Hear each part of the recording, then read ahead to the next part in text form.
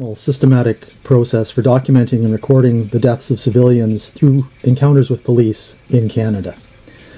A baseline or minimum number of people who died through police encounters can be arrived at by a review of oversight agency reports, coroner's inquest reports, and close following of media articles.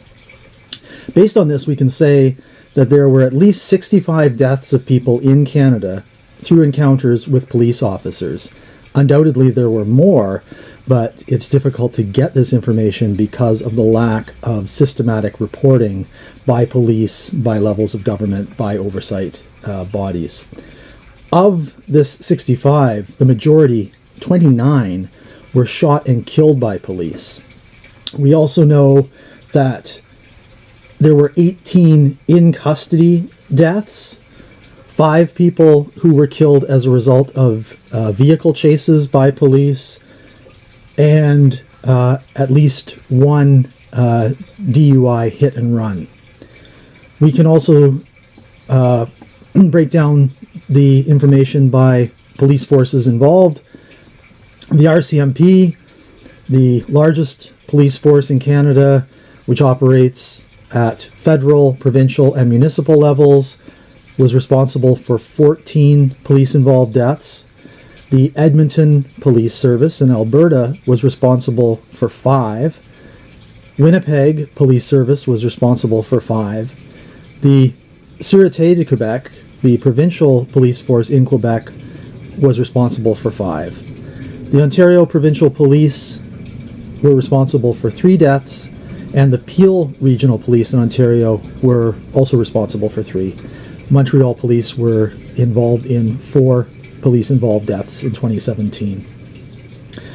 In Ontario, 22 people were involved, died through involvement in encounters with police. In Alberta, the number was 10. BC, 6. Saskatchewan, 4. Manitoba, 6. And Quebec, 15 people who died in encounters with police in 2017. For what it's worth, the numbers as reported break down with 55 people identified as male dying through encounters with police, and 10 identified as female dying in encounters with police. Obviously, there's much more information that we need to know, and we have to know. This is important for family members, it's important for community advocates, it's important for criminologists who are trying to find out this information and analyze it in more detail. For example, we know that there were at least 6 people who were reported as Indigenous who were killed by police or died in encounters with police in 2017, and at least 4 who were identified as Black.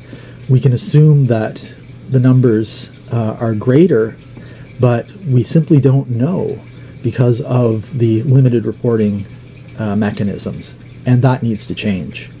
I'm Jeff Shantz of the Critical Criminology Working Group.